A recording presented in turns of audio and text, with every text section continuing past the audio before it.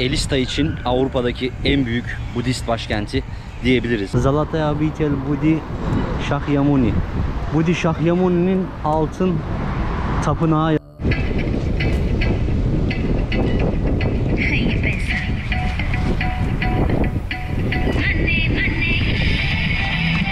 Böyle çeviriyorlar.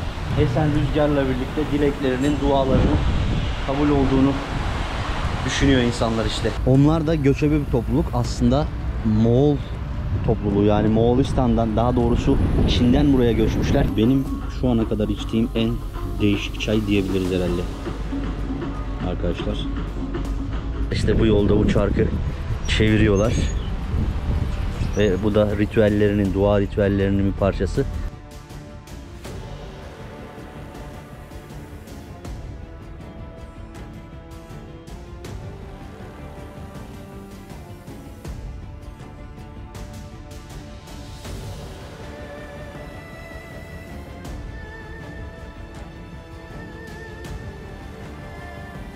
Arkadaşlar günaydın, herkese selamlar.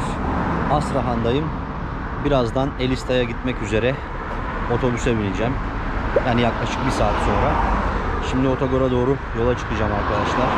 Astrahan Avtovokzal'a. Oradan da 4 saatlik bir yolculukla bugün Kalmukya Cumhuriyeti'nin başkenti Elista'ya yolculuk edeceğim.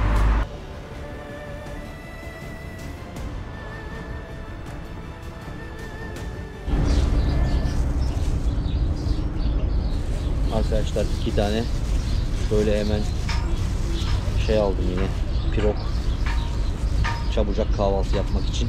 Terminale geldim. Otobüsümü bekliyorum. Birazcık daha vaktim var. O yüzden hemen kahvaltımı yapayım dedim bari bu arada. Bu minibüsle gideceğiz. Yani bu araba buradan Astrahan'dan Stavropol'a kadar gidiyor. Fakat Elista'dan geçiyor, yani Kalmukya Cumhuriyeti'nden. Şimdi ben oradan ineceğim, zaten şurada yazıyor bakın, Astrahan Stavropol 11 aracı diye. Evet, saatin 11 olmasını bekliyorum. Ardından kalkacağız. Biletimi de daha evvel buradan almıştım. İzlediyseniz hatırlayacaksınız. Burası ana merkezi otogarın. Yani Mercedes Sprinter'la yapacağız yolculuğumuzu. Yaklaşık da bir 300 kilometre bir yolum var yani.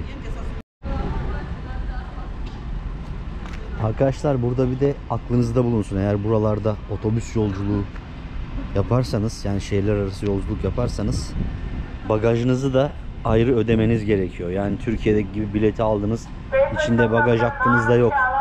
Ayrıyeten bagaj için ücret alıyorlar.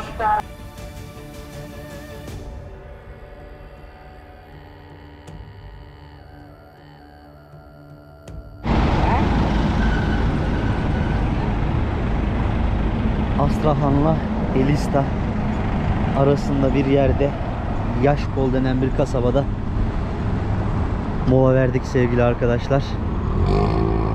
Yaklaşık 3 saatten beri yoldayız ve gerçekten güzel oldu bu mola. Mola yeri de böyle. Kafkas mutfağı, her şey var.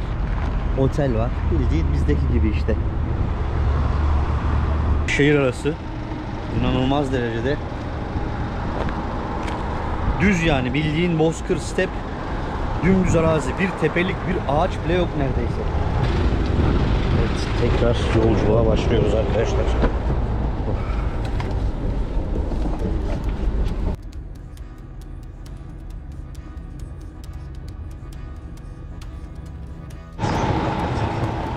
Ulaştık Elista'ya. Biliyorsunuz bu arabayla geldik. Burası da Elista'nın herhalde otobüslerin, minibüslerin geldiği parkı gibi bir yer.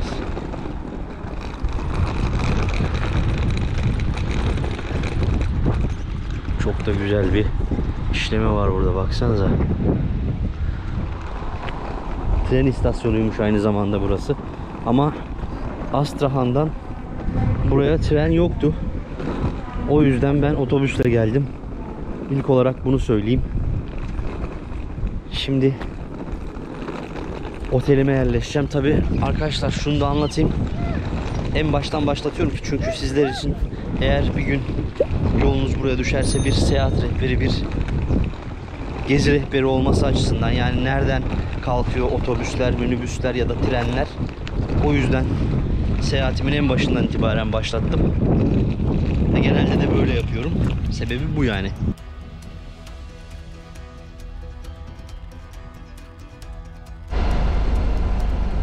Minibüse bindim arkadaşlar. Minibüs varmış merkeze giden, o yüzden şimdi buradan minibüsle merkeze gideceğim, oradan da otelime geçeceğim. Yolculuktaki, bu maceradaki otelim burası olacak arkadaşlar. Gastinitsa Elista, yani Elista Otel. Evet.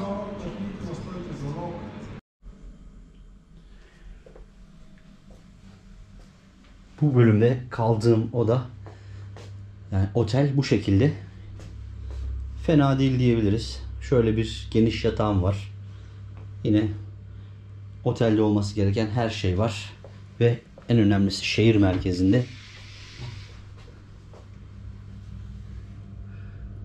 Şöyle tam merkezdeyim. Benim için en önemli olan kriter genelde bu oluyor ve internetin olması oluyor. O yüzden çok şikayet edemeyeceğim. Yeterli yani. 2 gün için. Banyoda böyle. Biraz belli eski bir otel ama evet, fiyat performans açısından güzel bence. Kliması falan her şey var. Daha ne olsun. Havlular, çarşaflar temiz. Televizyon var. Buranın geceliği de 2100 ruble arkadaşlar. Yani 1050 lira yapıyor. Dolar olarak da herhalde şöyle söylersek 21 euro oluyor ya. Hemen hemen öyle söyleyeyim. 21-22 euro. Arkadaşlar herkese günaydın. Yeni bir günden Elista'ya geldik biliyorsunuz dün. Fakat ben gerçekten o kadar yorgundum ki maalesef ben devam edemedim ve bir sonraki gün devam ediyoruz. Şimdi Elista'yı, Kalmık Cumhuriyeti'nin başkentini en güzel şekilde keşfetmeye, dolaşmaya başlıyoruz arkadaşlar. Merkezdeyiz arkadaşlar. Şu gördüğünüz karşıdaki otel benim kaldığım otel. Tam şehir merkezinde. Arkadaşlar her yerde Budizm figürleri var. Buda heykelleri var ve daha birçok Budizmle ilgili şeyler görmek mümkün. Ve sanki yani Rusya'da değil de Asya'da bir şehirde, bir ülkede geziyormuşsunuz hissi veren bir yer Elista.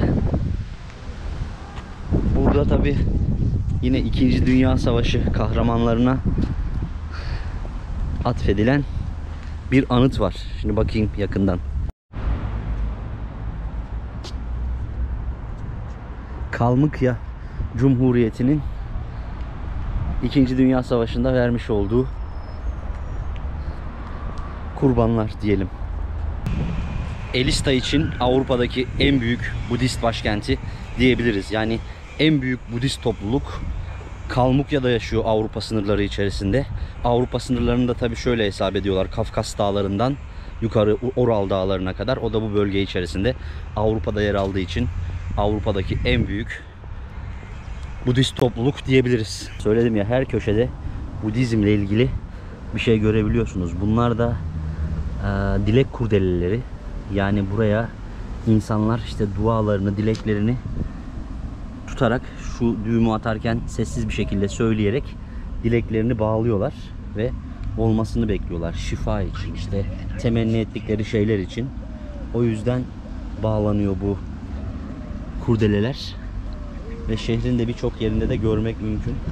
Ve her yerde inanın yani Buda heykelleri, tapınaklar göreceğiz, gezeceğiz. Şimdi bunlardan en önemli olanlarından bir tanesine götüreceğim sizi. Bakın yine burada da bir Buda heykeli var. Şu an şehrin tam kalbindeyiz ve karşıda gördüğünüz de Golden Gate kapısı arkadaşlar. Altın kapı yani şurası. Görmüş olduğunuz yer Elista için çok önemli bir yer. Yani orada dilek tutuyorlar. İşte buradan, bu kapıdan geçiyorlar ve ileride tapınak var. O tapınakta da dualarını ediyorlar. Yani Dharma çarkı var. Onu çeviriyorlar. Bu şekilde bir ritüelleri var ve gerçekten de Rusya'da söyledim ya, görebileceğiniz en ilginç, en güzel yerlerden bir tanesi Elista. Onun da en önemli yerlerinden biri de burası. Tabi burada birçok Buda tapınağı var. Şimdi yavaş yavaş buraları sırasıyla gezeceğiz arkadaşlar.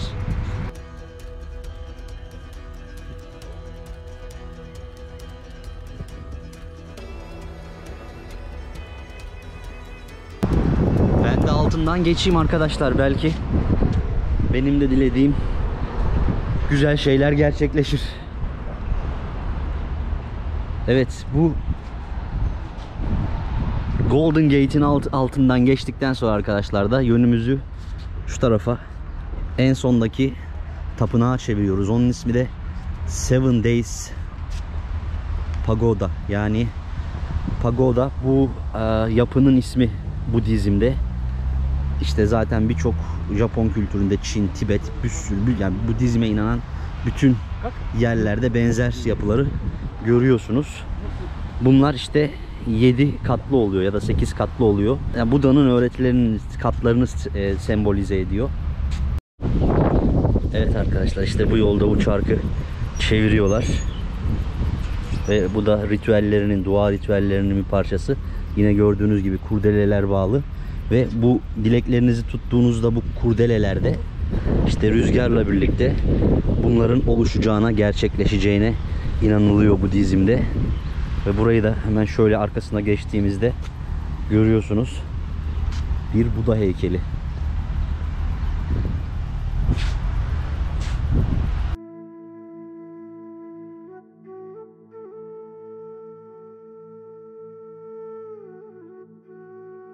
Budizm'den de kısaca şöyle bahsedeyim. Belki hiç hani konuyla ilgili çok bilgisi olmayanlar olabilir. Aslında benim de çok da bildiğim bir şey değil ama Budizm, şöyle söyleyeyim, bir tam olarak din gibi demeyebiliriz. Bir fikir akımı gibi. Yani Buda'nın fikirlerini benimsiyorlar. Bir tanrı inancı yok. Daha fazlasıyla onun öğretilerinden yola çıkıyorlar. Ona göre bir iç huzur ve yaşayış şekli belirleyen bir inanış gibi diyebiliriz. O yüzden böyle işte Buda'nın heykelleri, gördüğünüz bu ritüeller falan var. Tabi dua ritüelleri de veya işte şeyleri de var. Diğer dinlerde olduğu gibi. Onların da en önemli parçası bu görmüş olduğunuz çarklar. Hatta şurada büyük bir çark var. Onu da göstereyim size. Şöyle gençler de burada oturuyorlar, eğleniyorlar.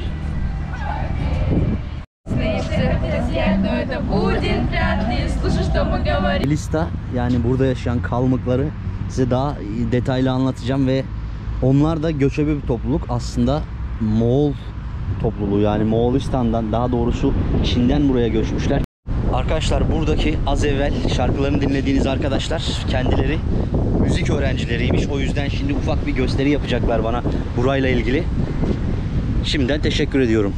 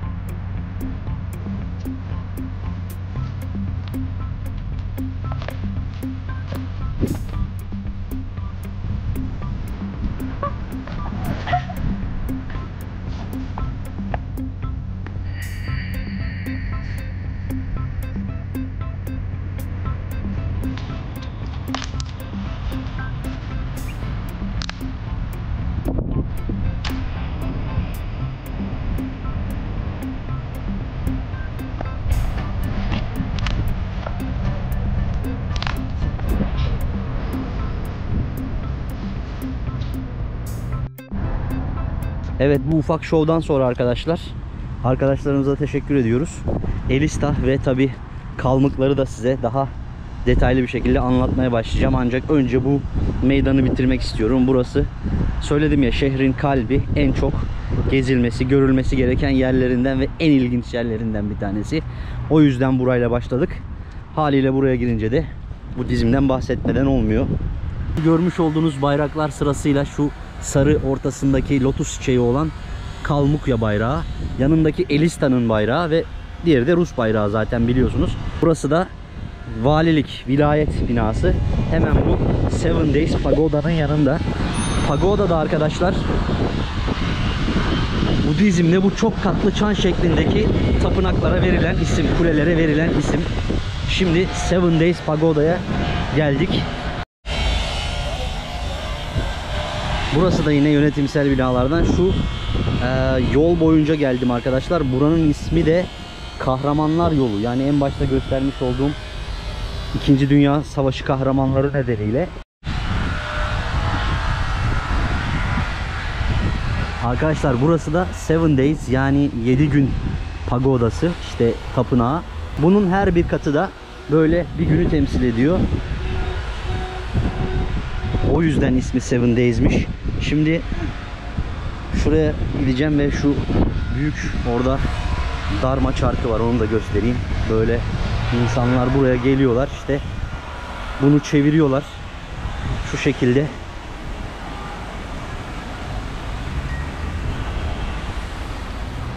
Görüyorsunuz, böyle çeviriyorlar.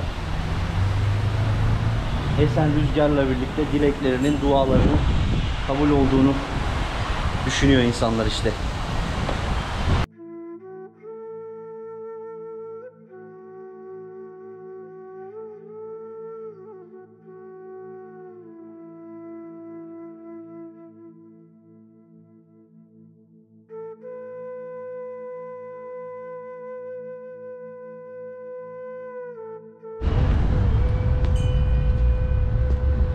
Burası 2005 yılında yaptırılmış arkadaşlar. İşte gördüğünüz gibi de şöyle insanlar çevirerek böyle işte dua ritüellerini, ibadetlerini gerçekleştirmiş oluyorlar.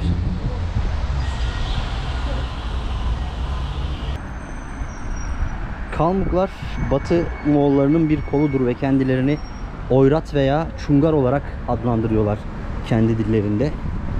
Kalmuk adı Türkçedeki kalmak yani kalanlar kelimesinden türemiş arkadaşlar.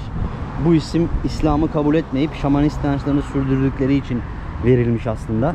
Bugünkü Oyratların ataları arkadaşlar Cengiz Han'ın imparatorluk ordusunun batı kanadını oluşturuyorlarmış ve Cengigar deniliyormuş bunlara. O yüzden de isimleri işte şimdi Congar olarak da anılıyormuş. Bu isim dönüşerek bu hale gelmiş. Bu cumhuriyette arkadaşlar Kalmukça ve Rusça resmi dil, ikisi de konuşuluyor. İnsanlar kendi aralarında Kalmukça'da konuşuyorlar, duyuyorum zaman zaman, ama genel olarak tabi Rusça anlaşılıyor. Yani Rusça daha fazlasıyla kullanılıyor diyebilirim. Arkadaşlar bakın böyle yine dualarını ve şeyleri, dileklerini bağlamışlar. Ve inançlarına göre de rüzgarın bu tınısıyla bunların kabul olduğuna inanıyorlar.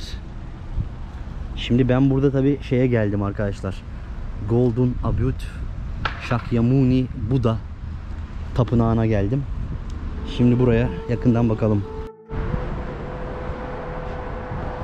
Görkemli, ihtişamlı bir Buda tapınağı arkadaşlar. Şurada giriş şu tarafta yazıyor, evet, oradan girelim. Çok büyük bir alana yapılmış ve çok büyük bir ibadethane. Şimdi girişi diğer taraftan, oraya doğru gideceğim. Kapının üstünde yazıyor Burhin Bakshin Antisum. Yani Zalataya Bitel Budi Shakyamuni. Budi Shakyamuni'nin altın tapınağı yazıyor. Üstündeki de Oyrat dilinde, yani Moğolca'da artık aynı şey yazıyor. Burası 2004 yılında yapılmaya başlanmış arkadaşlar. 27 Aralık 2005 tarihinde açılmış. Açılış töreni Kalmukların 1943 yılında 2. Dünya Savaşı'ndan sonra buradan gönderildiği tarihe denk getirilmiş ve Kalmuk yılı olan, yeni yılı olan Zulkuhral günüyle aynı tarihte açılmış ve 14. Dalai Lama Kasım 2004'teki Kalmukya ziyareti sırasında tapınağın inşa edileceği bu yeri kutsamış arkadaşlar. 11 Mart 2006 yılında ise de tapınağa ismi verilmiş.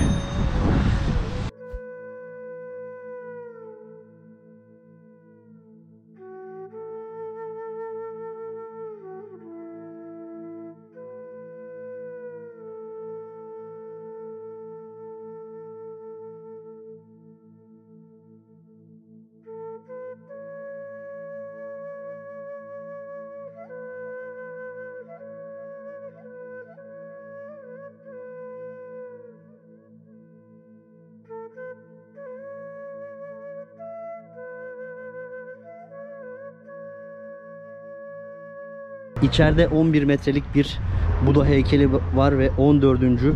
Dalai Lama'nın rahip cübbesi sergileniyor. Ancak arkadaşlar içeride çekim yapmaya izin vermiyorlar. Yani video ve fotoğraf çekmeye bile izin vermiyorlar. O yüzden orayı artık bu görüntüleri bulabilirsem göstereceğim sizlere. Tapınak Kalmukların kültürel kimliklerinin önemli bir parçası haline gelmiş ve bölgeye gelen turistler için de önemli bir ziyaret noktası olmuş arkadaşlar. Gördüğünüz gibi ben de şimdi buradaki ziyaretimi sonlandırıyorum. Yani eğer Kalmukça'ya, Elista'ya yolunuz düşerse burası görmeniz gereken en önemli yerlerden bir tanesi. Ayrılırken arkadaşlar şunları da söyleyeyim. Bu yukarıdaki yerler, yani gördüğünüz sarı yerler altın ve içerideki Buda heykeli de tamamen altından yapılmış. Hanımefendiyle burada karşılaştık. Kendisi sanırım Kalmuk'ta.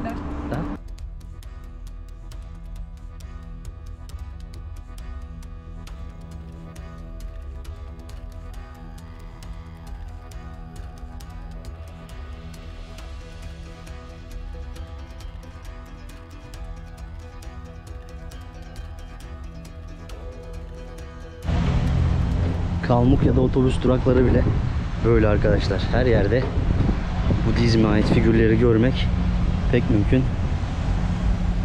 Kalmukya Cumhuriyeti büyük bir alan ama Elista şehri küçük bir şehir ve nüfusu az bir şehir. Yani 103.000 yanılmıyorsam o civarlarda. Toplam Cumhuriyet'in nüfusuysa 300.000 civarı. Halkını da %65 oranında Kalmuklar, %30 oranında Ruslar ve geri kalan %5'lik veya işte %10'luk kısımsa diğer etnik milletler tarafından oluşturuyor. İşte Çeçenler var, Dağıstanlılar var, Türkler var, Kazaklar var gibi. Buraya minibüsle geldim. Minibüs de çok ucuz, yani burası bayağı ucuz. 22 ruble, 11 lira minibüs yolculuğu. Burada metro falan yok. Minibüs ve taksiyle, yani dolmuş ve taksiyle şehri gezebiliyorsunuz, dolaşabiliyorsunuz. Taksi de ucuz aslında ama ben minibüsle geldim. Şimdi sizi burada yine güzel yerlerden, önemli yerlerden bir tanesine getirdim. 17. yüzyılda 1600'lerin başında Çin'in Cungarya bölgesinden, yani bugünkü Sincan bölgesinden büyük gruplar halinde batıya göç etmişler. Volga kıyılarına. 1630 ila 1632 yıllar arasında Volga Nehri'nin aşağı kısımlarına yerleşiyorlar. 1634'te Rus Çarlığı'yla anlaşma imzalayarak yarı bağımsız bir hanlığa dönüşüyorlar. Rus Çarlığı'nın güney sınırlarını koruyorlar. 1640'ta Kalmuk lideri Ho Orluk Rus Çarı'na bağlılık yemini ediyor ve böyle işte bu şekilde yarı bağımsız bir hanlığa dönüyorlar arkadaşlar burada. 1771 yılından sonra ise artık Rus İmparatorluğu'nun Kalmuklar üzerindeki baskısı artmaya başlıyor, Oyratlar üzerindeki, ve bunun üstüne hep beraber tekrar geldikleri ana vatanlarına dönmek istiyorlar. Ama bu başarısız bir girişim oluyor. Yolda çoğusu ölüyor, bir kısmı da gitmiyor. Bu kalanlara da yine işte komşularının Kalmuklar, kalmışlar, yani geride kalanlar anlamında bu ismi verdikleri söyleniyor. Bir varyasyonda bu. İkinci Dünya Savaşı'ndan sonra Kalmuklar'da birçok Rusya içerisinde yaşayan etnik grup gibi benzer bir tarih yaşamış ve Rusya'dan gönderilmişler. Yani Sovyetlerden gönderilmişler. Orta Asya'nın çeşitli yerlerine, ardından Stalin'in gitmesiyle birlikte geri gelmelerine izin verilmiş ve geriye gelmişler.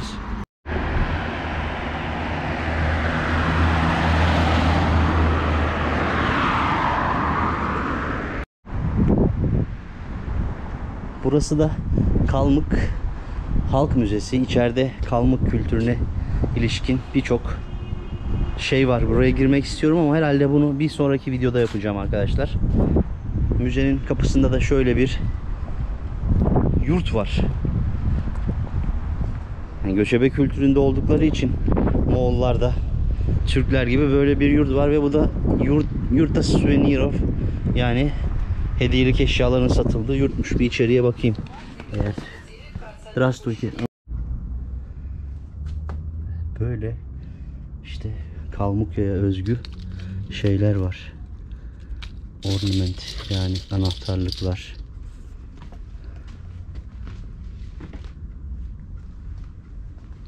Evet, içeride enteresan şeyler varmış. Tütsüler var.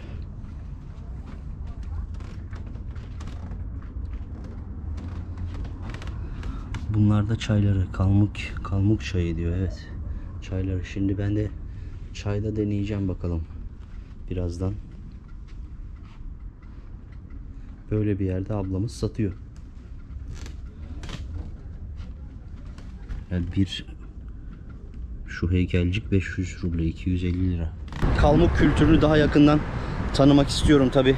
Bu sebeple müzeye geldim ama işin aslı ana sebebi, müzenin kapanış saatine az bir vakit kaldı. O yüzden gezemeyeceğimi düşündüm. Zamanın yeterli olmayacağını düşündüm. O sebeple girmedim. Ama bir sonraki bölümde Kalmukların göçebe yaşamının daha detaylarını daha yakından inceleyeceğiz arkadaşlar. Şimdi tabi bu geziler beni biraz acıktırdı. Gidip birkaç Kalmuk mutfağından yemekler yiyelim bakalım. Arkadaşlar, Rusya'da dolaşmanın en büyük keyiflerinden bir tanesi bu. Yani hem kültürel hem etnik çeşitliliğin, bu bütünlüğün sağlanmış olması mükemmel. Yani bu yüzden buralarda gezmeyi seviyorum. Park Drujba, Dostluk Parkı. Arkadaşlar, gördüğünüz gibi her yerde bu Budizme ait öğeleri, figürleri görmek mümkün. Sanki şeyde, dedim ya en başta da, Asya'da bir şehirde dolaşıyormuşsunuz gibi bir his veriyor. Bu yıl Elista'nın kuruluşunun da 160. yılı arkadaşlar. 1865'te kurulmuş ilk defa. Elista'da kumlu yer anlamına geliyormuş. Elist Kalmuk dilinde Elst kum demekmiş. Elista'da kumlu yer.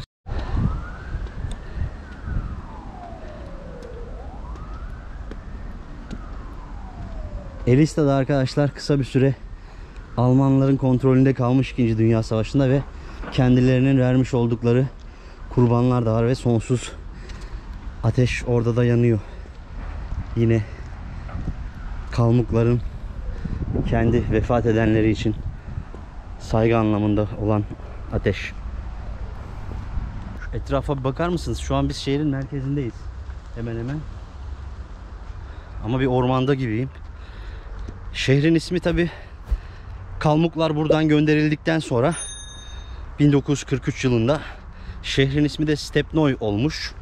Yani steplerin şehri demek oluyor. Onlar geri döndükten sonra tekrardan Kalmuk Özerk Cumhuriyeti, Kalmukya Özerk Cumhuriyeti kurulunca da buranın ismi Elista olmuş.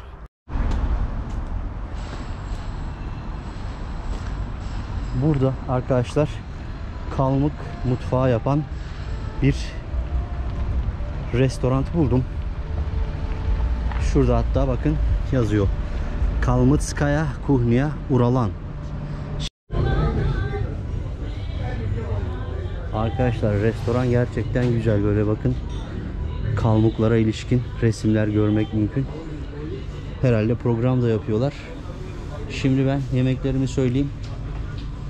Bundan sonra bir gün inşallah program varsa o zaman da gelmek isterim tabi buraya. Burada tabii ki Kalmuk mutfağına özgü birçok şeyi bulabiliyoruz. Mesela şöyle bir tabak, tepsi 700 gram 870 rubleymiş. Fermenli asorti blut kalmıski kuhni. Evet, bir asorti yapmışlar kalmık yemeklerinden. Şöyle bakıyorum ben, bayağı bir şeyler var. Burada tabii çoğunlukla step kültürü olduğu için dana eti, koyun eti ve at eti de tüketilebiliyor. O yüzden ben şimdi bakayım, bir yemeklerimi seçeyim. Fiyatlar da çok da kötü değil gibi duruyor. Müzikler çok güzel. Yemeğimi söyledim ama yemeklerin gelmesi tabii bir yarım saati falan bulacak dedi hazırlanış çocuğun. Bekleyeceğiz bakalım, ama güzel yemekler söyledim diye düşünüyorum. Kalmık çayı geldi. İlk çayı getirdiler. Şöyle bir kase içerisinde. Ve bu sütlü, yani birazcık böyle çorbayı anımsatan bir çay. Bakalım şimdi ilk bununla başlayacağız. Benim şu ana kadar içtiğim en değişik çay diyebiliriz herhalde arkadaşlar.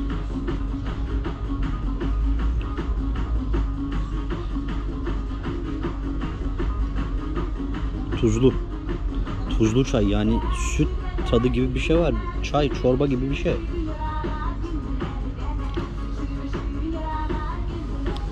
Yani evet, işte hakikaten de step ikliminin, step coğrafyasının çayı. Spasiba. Evet, yemeklerim de geldi arkadaşlar. Şöyle bir dana etinden ben bir yemek söyledim. Bir de yine bu da dana etinden berek diye geçiyor burada. Yani börek bizdeki ismiyle. Şu da çayım, biliyorsunuz. Vallahi çayı sevdim. Sütlü kahve gibi biraz ama olsun. Çay işte. Bu da smetanla geliyor arkadaşlar. Bu börek. Yani şöyle göstereyim. Smetanla geliyor. O da kaymak yani diyebiliriz. Arkadaşlar bu bakın şöyle löp et, yani etli pilavlı bir yemek. Biraz tuzlu geldi ama lezzetli.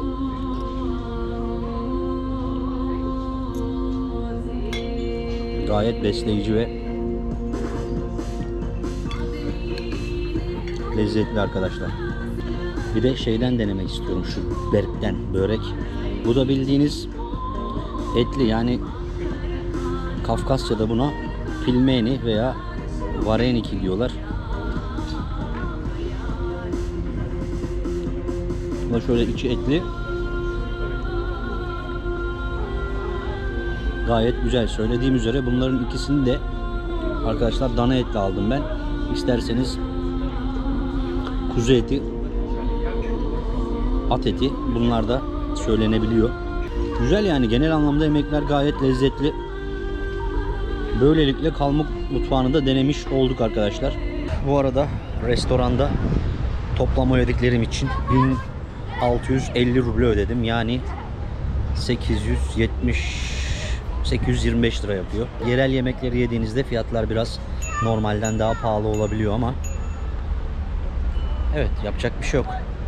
Elista tabi aynı zamanda satrançla da ünlü. Gerçekten burada dünyaca ünlü satranç ustaları da çıkmış. Hatta eski belediye başkanı buranın Dünya Satranç Federasyonu başkanıydı. Ben de satrançı çok severim, oynarım da. Böyle sokakta yaz aylarında, iyi günlerde oynanabiliyor. Hop. Piyon gitti. Tabii bir de burada şey var arkadaşlar. Satranç şehri var. Orayı da herhalde bir sonraki videoda izlemiş olursunuz. Yine bu noktaya gelmişken artık videoyu da kapatmak istiyorum. Lütfen beğenmeyi, yorum yapmayı ve kanala abone olmayı unutmayın. İzlediğiniz için hepinize çok teşekkür ediyorum. Bir sonraki bölümde görüşünceye dek kendinize iyi bakın. Hoşça kalın.